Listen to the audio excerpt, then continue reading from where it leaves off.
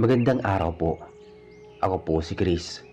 Gusto ko pong ibahagi sa inyo ang kwento ng pinsan kong si Victora noong taong 1984 nang mangyari ang pinakanakakatakot na gabi sa buhay namin sa liblib na baryo ng San Dimas. Nagsimula ang lahat noong 1984 sa isang tag-ulan na hindi naman kalakasan pero sapat para palaging basa ang lupa at maputik ang mga daanan sa amin. Sa San Dimas, isang baryong nasa hilagang bahagi ng Quezon Province. Para ka talagang nasa pinakailalim ng probinsya. Walang kuryente sa karamihan ng bahay. Gasera lang at gabi ay halos parang may buhay ang dilim. Sa bayong iyon nakilala si Victor, pinsan kong binata na ang trabaho ay albularyo.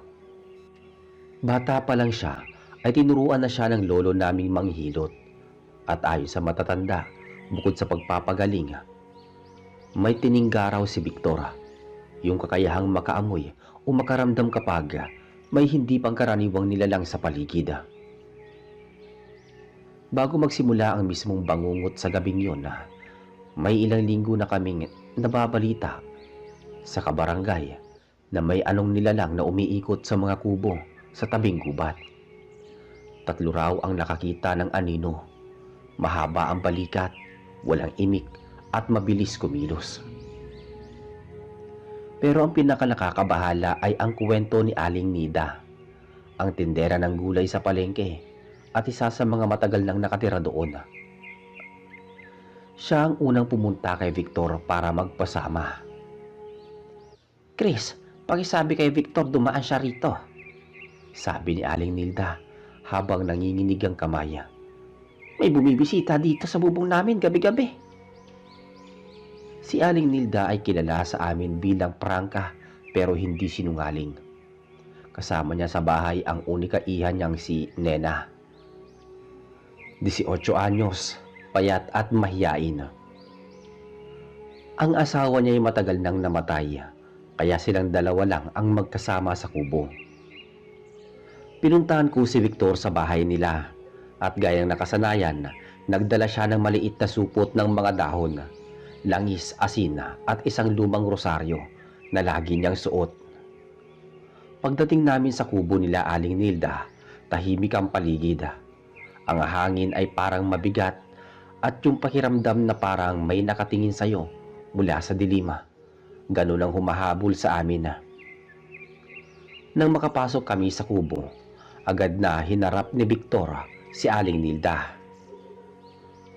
"Aling Nilda, ano pong naririnig ninyo gabi-gabi?" "Ay anak, may gumagapang sa bubong. Tapos minsan may parang umihihip sa bintana namin. Akala ko pusa, pero hindi pala pusa yan. Mabigat, parang tao." Napatingin kami kay Nena. Nakaupo, tahimik sa papag, nakayakap sa kumot. "Nena, ikaw ba may nararamdaman ka?" tanong ni Victor. May kumatok po sa dingding namin kagabi, 3 beses. Yung dahan-dahan. Tapos may humihila sa pisi ng bintana namin." Pareho kami napatingin ni Victor sa isa't isa. Sa lugar naming iyon, kilala ang senyalis na yon. Hindi iyon magnanakaw, hindi iyon hayop, iyon ay aswang. Pero may kakaiba, hindi ito pangkaraniwang aswang na naglalakad lamang. Ayon kay Victor, mabigat ang presensya, malakas, parang may hinahanap. At doon nagsimula ang gabi ng kaguluhan. Gabi na nang nagpasya na kaming magbantay kina Aling Nilda. Si Victor ang naglatag ng asin sa bintana at may inilapag siyang langis sa 4 na sulok ng kubo. Kami naman ni Wilson, kaibigan naming karpintero, ay isa ring kababata ang nagbabantay sa labas. Si Wilson ang isa sa pinakapangunahing tauhan dito. Matapang, pero ngayong gabi, malakas ang kutob niyang may mali. Habang nakaupo kami sa bangkito sa ilalim ng mangga, maririnig mo ang mga kuliglig, huni ng palaka at mga banayad na hampas ng hangin sa mga dahon. Pero bigla nga, namilipit ang katahimikan. Parang may humigop sa lahat ng ingay sa paligid. Maya-maya pa, isang mabagal pero tiyak na paggapang ang napansin namin. Tumingala kami ni Wilson. Madilim pero may nakikita kaming anino. Mahaba ang braso at nakadikit ang katawan sa may bubong. Parang butiki. Chris, anong klaseng nilalang yan? Huwag kang gagalaw. Hintayin natin si Victor. Pero sa loob, narinig namin si Nena. Medyo napasigaw. Nena? Nay, may kumakaluskus na naman. Sabi niya. Kasunod nun ay 3 mababagal na pagkatok sa dingding. Hindi yung katok ng kamay. Iba, parang matulis, parang kuko. Lumabas si Victor, hawak ang langis at rosaryo. Chris, Wilson, huwag kayong lalapit. Hindi pa siya nagpapakita ng buo. Victor, nasa bubong. Sabi ko naman. Tumingala si Victor. Tumitig siya ng matagal, para bang may sinusuri.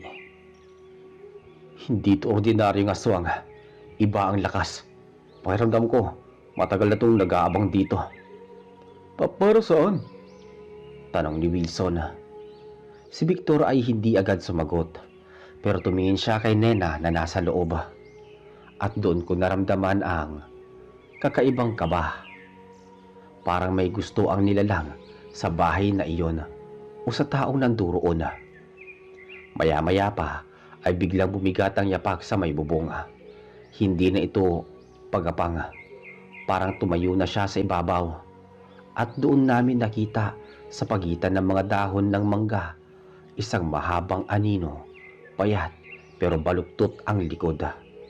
Tila dumadampi ang haba ng buhok sa yero habang kumikilos.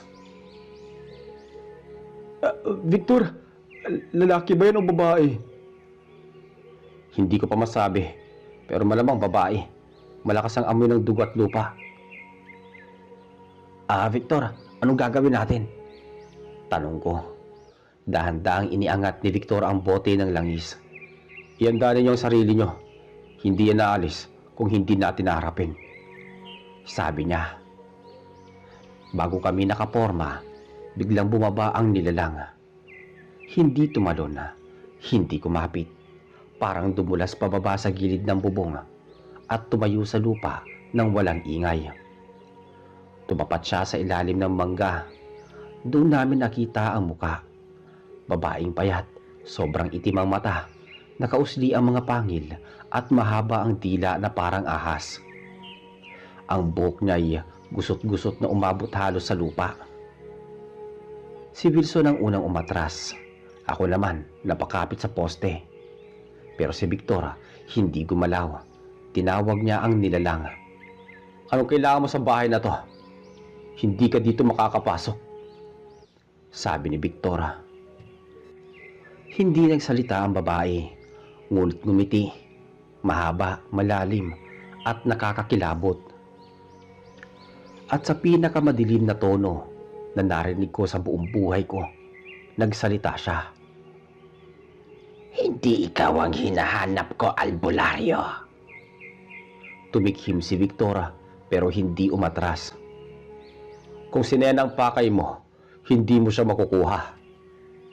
Umangil ang nilalang.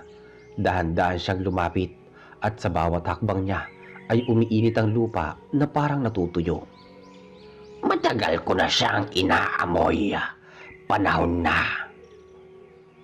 Sa puntong iyon, kahit anong tapang ni Wilson, napatras siya. Ako man, hindi na makatayo ng maayos.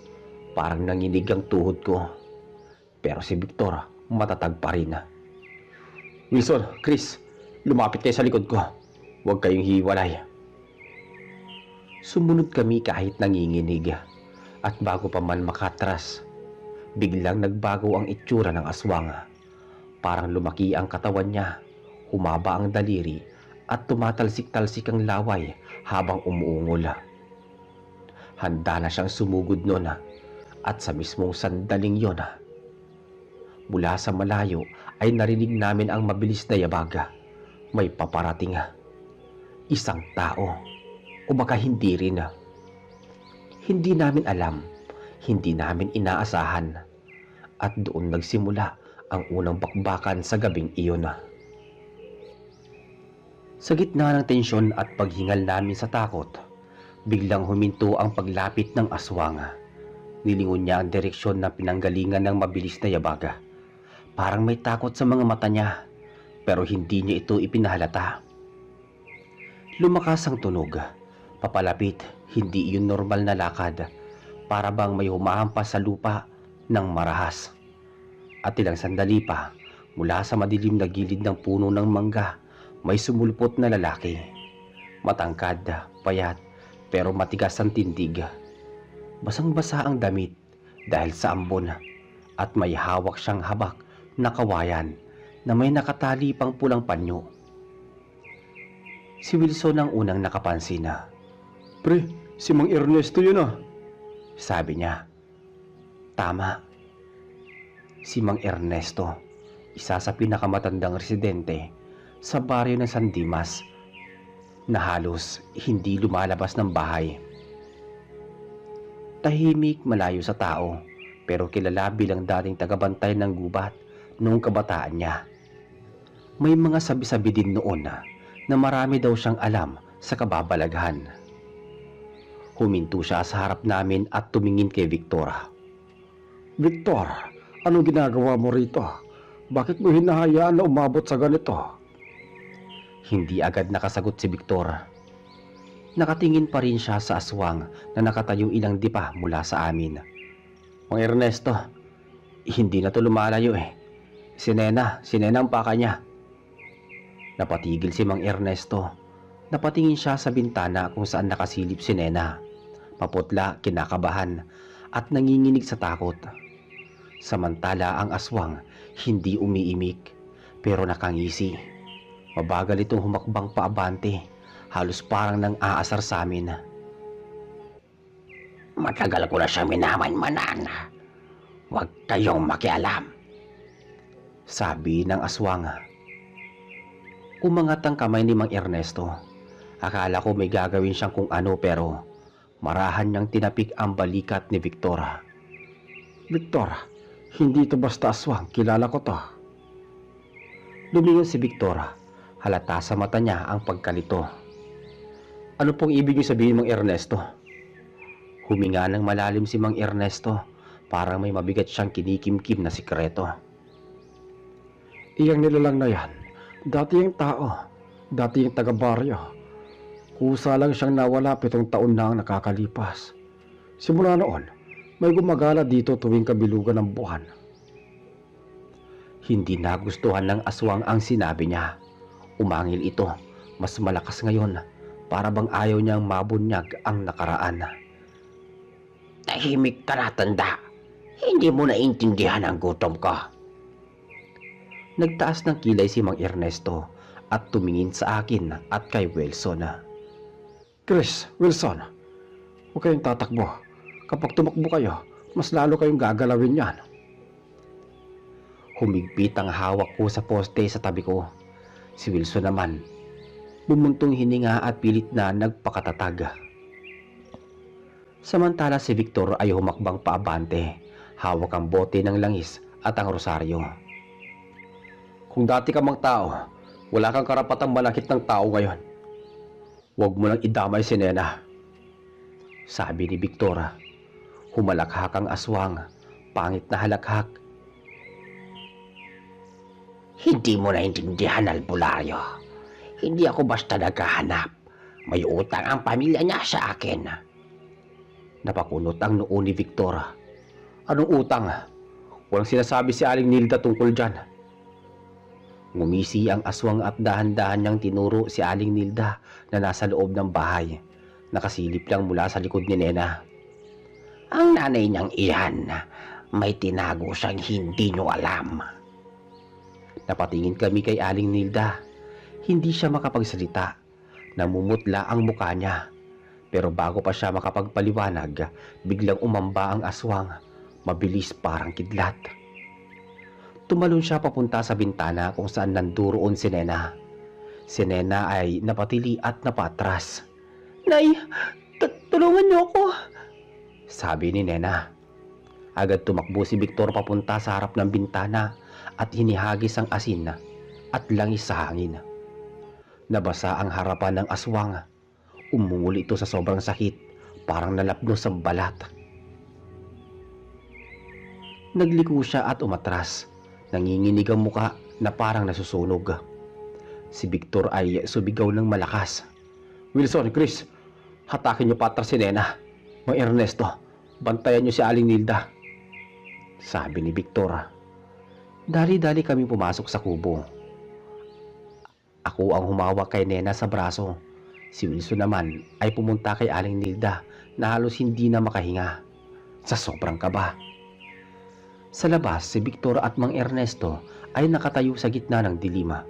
Parehong nakaharap sa aswang na ngayon gumagapang patras. Hindi makalapit dahil sa langis sa lupa.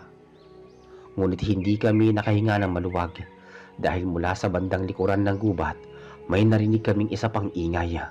Hindi yabag, hindi lang basta hangin at kaluskos. Kung hindi, isang mababang ungol na hindi gawa ng tao. At sa gabing yun na pagtanto naming hindi lang iisang nilalang ang humahabol kay Nena. May paparating pa at ito'y mas malakas. Sa pagkalakas ng ungol na galing sa likod ng gubat, napatingin si Victor kay Mang Ernesto. Pareho silang nagtaas ng tingin. Alam nilang hindi iyon galing sa aswang nakaharap nila.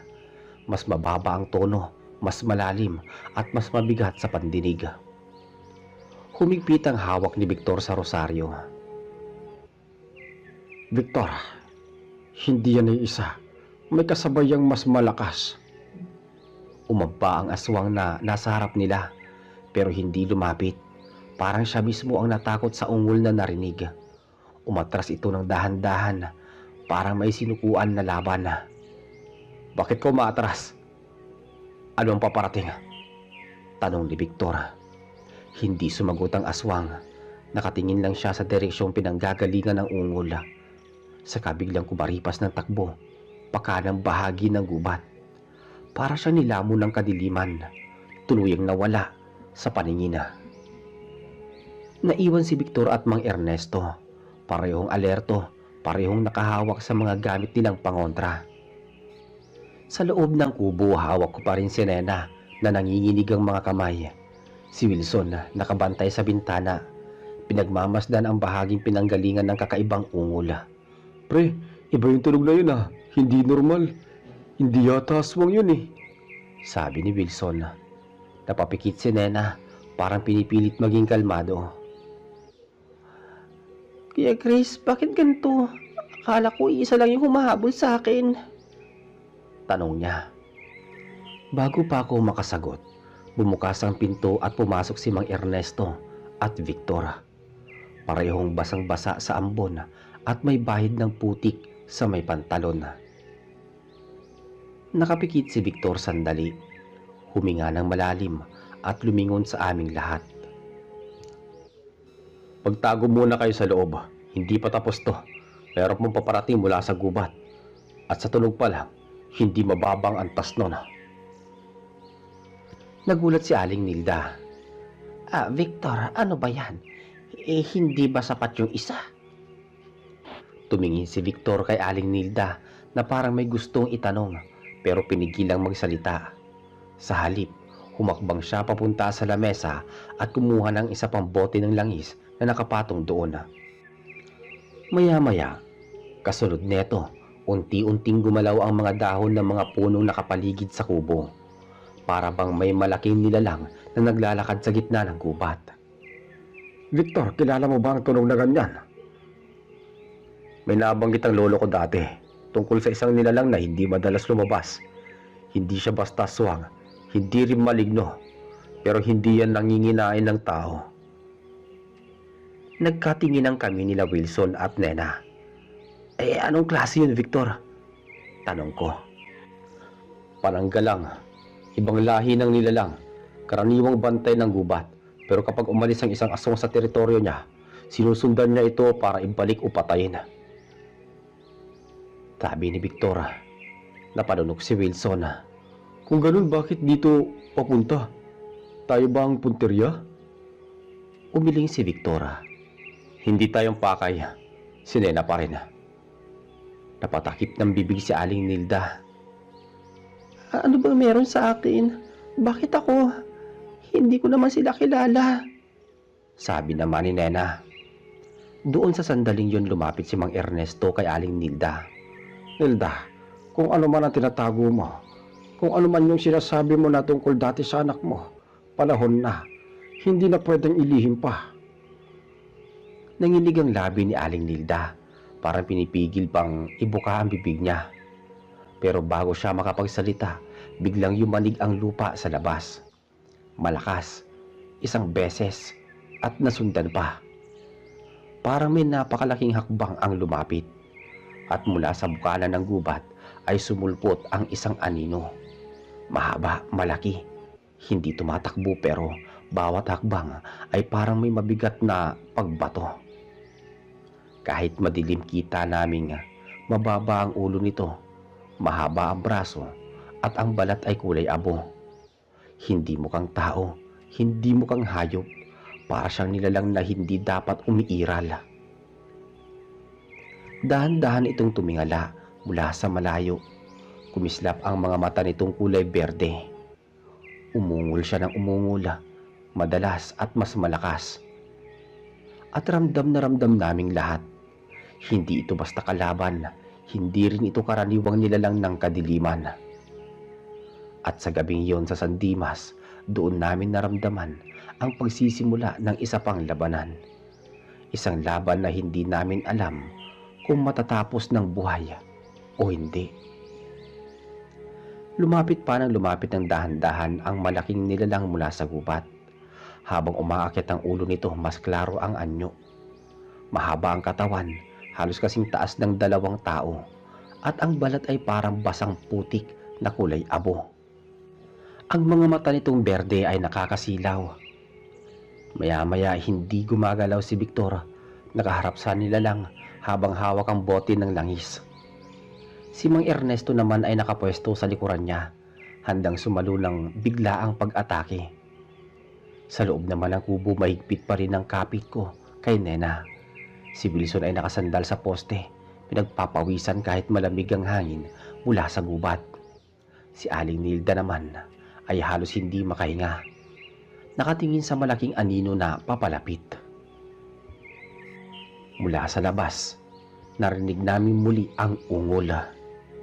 At maya-maya pa, nagsalita si Aling Nilda. Victor, hindi ko na kayang itago. May tinago ako tungkol kay Nena, pero hindi ko alam na ganito ang mangyayari. Aling Nilda, ano ba yan? Sabihin mo na ngayon, baka makatulong. Nay, ano bang tinatago niyo sa akin?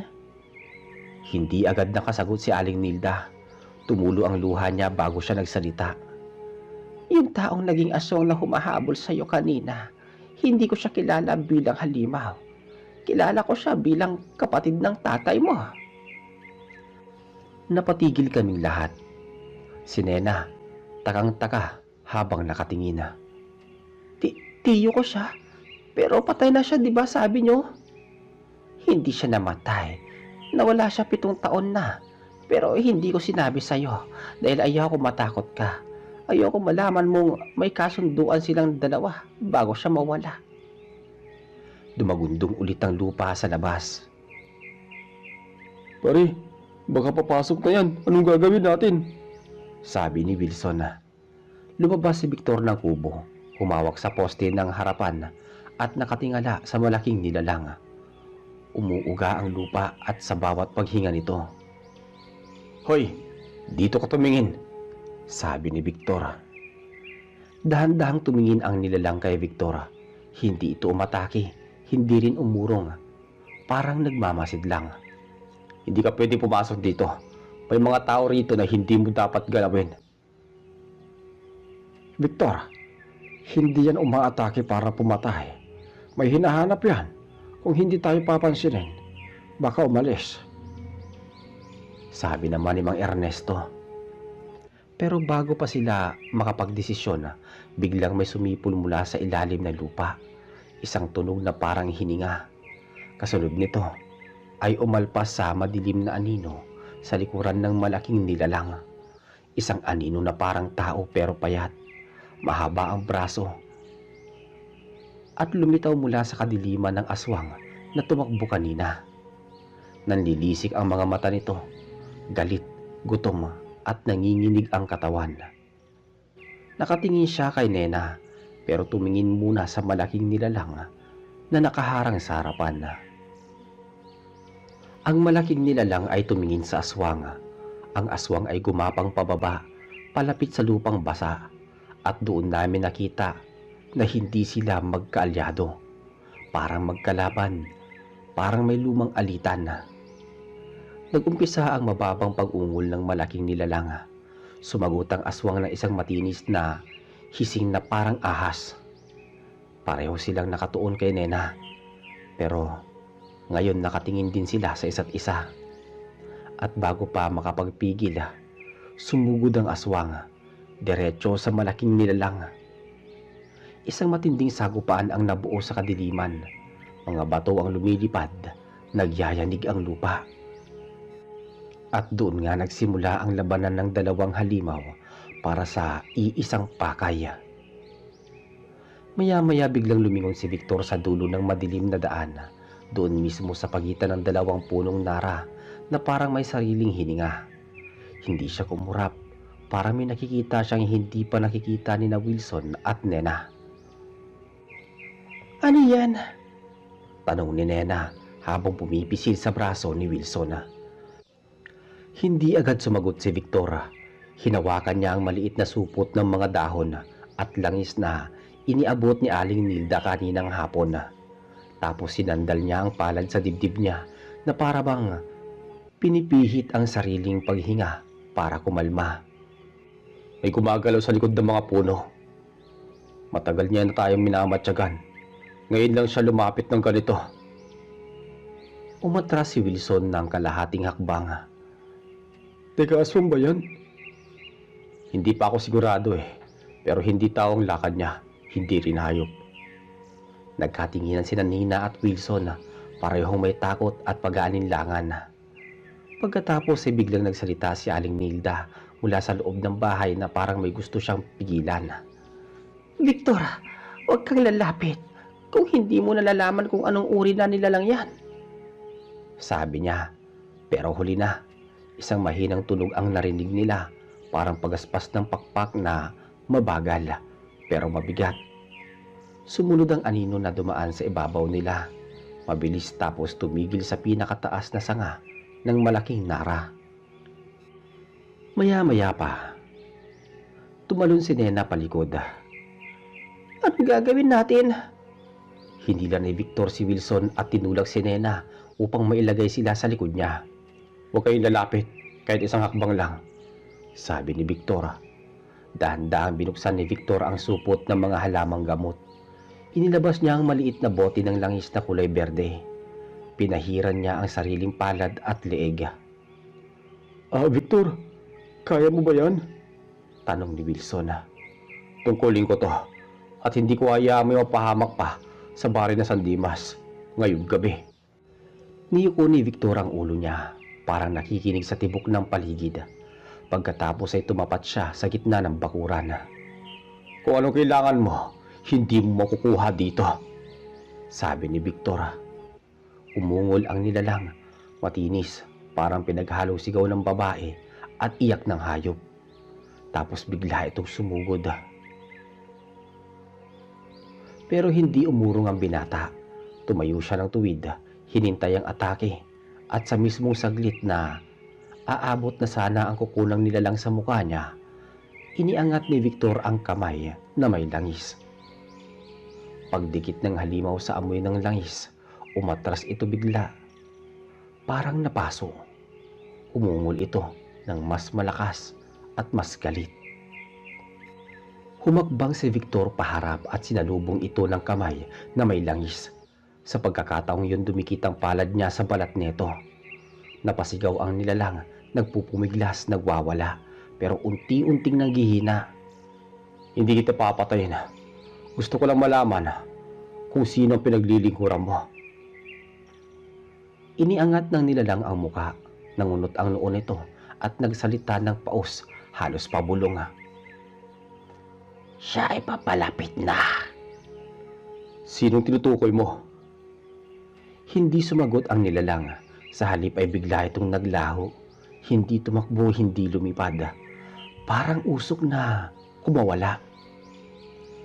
Napatras naman si Nena.